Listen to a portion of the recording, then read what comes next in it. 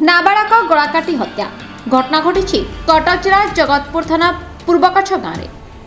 नाबालक जनक से ही गाँव गतकाली राति नाबालक घर को फेरी नथिला परिवार लोके खोजाखोजी करथिले। आज सकाळे तार गलाकटा मृतदेह से ही गाँव चंदन पोखरी हुड़ारे पड़िथिबा देखबाक मिलला। नाबालक बेकरे बहु कटा दाग थिबा देखबाक मिलछि। तेबे कोन पई आ किए ताको एभली हत्या करिछि ताहा जणा पड़ी नाही।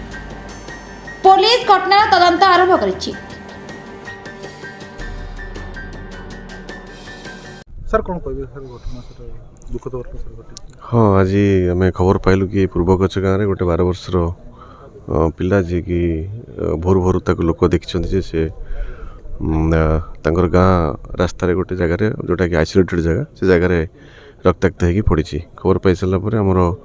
आईआईसी और आम समस्ते आसिक घटनास्थल पहुँचीचु और तार पारिपार्श्विक अवस्था आम देखिकी जानापी पाचु जे एटा हत्या बोलिकी आम अनुमान करुचु किंतु जेहेतु बर्तमान मो बलराम बेहरा कौन है घटना कौन घटना सार आम तो काली नथिलु घरे सकाळु खबर पाइल जे तुम पुतुरा एमती पाइल मु कहली नाही हम पाइनु तापर मु पळैली मो धंदारे पळैली आउ सेठू खबर पाइल जे मंदिर गतिरे जे कहले तुम पुतुरा एमती मर जाइए मु आसिक पहुँचिक देखला लोक जाइछन्ती एमती घटना छोट पिला आम सन्देह का करिनु सर से सब तो सर बुले से सब पेंगा बुले जहाँ को पचार से बुले सब पेंगा बहुत भल पिला सर क्या किसी कहना कि ये ना तार ता बाटे से तार सब बुलथ आज्ञा संजय कुमार बेहुरा मध्य सरपंच। कौन घटना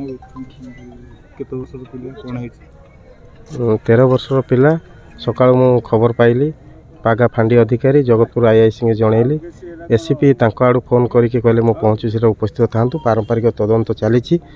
ये आमर लक्ष्मी नृसिंहकर अंचल निश्चित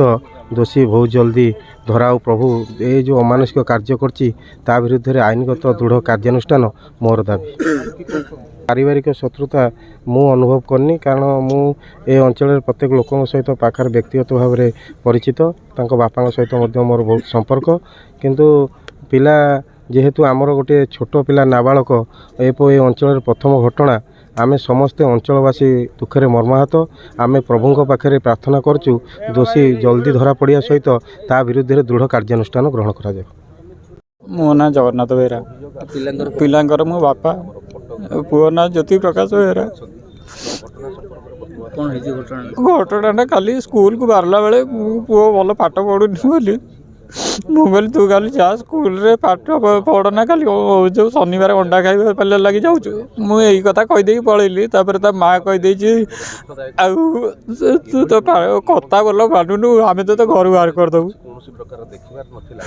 तापर सी खाली दिन जाक बुली आम जी तदंत कलु जानिलु जे सी हनुमान मंदिर को जाइला 2टा बेले खाइबा लगी तापर आउ घर को फेरिनी काली सन्ध्या आम दिन सारे बापुड़ा खोजा खोजी गलु कौट पाइलुनि मुझे कहली सार से बोधे मत देखी लुचि जाऊँगी आपण टे खोजतु से सार हरिया खोजा खोजी कले सका न आसबार काली आम रात आउ क्या पियानी स्वामी स्त्री झगड़ा हो शोचे पुओपाई सका बिलू जाइली मत से दोकानी पे भाई फोन कला कि तुम पुओ को किए बाड़े चंदन पोखरी पारे पकई मु आसी पहुँचली जे मु भाविली पुओ को किए बाड़े कि मारी देती बोली जानी नी पारिवारिक कलह थिला आम भाई भाई भितर झगड़ा हुए एमती कि 5 थर 10 थर थाना को भी जाइछु किंतु गाँव में का सहित एमती शत्रुता नाई कौन चाहिए मोर तो कई भविष्य नाई कि अतीत नाई कौन चाहिए।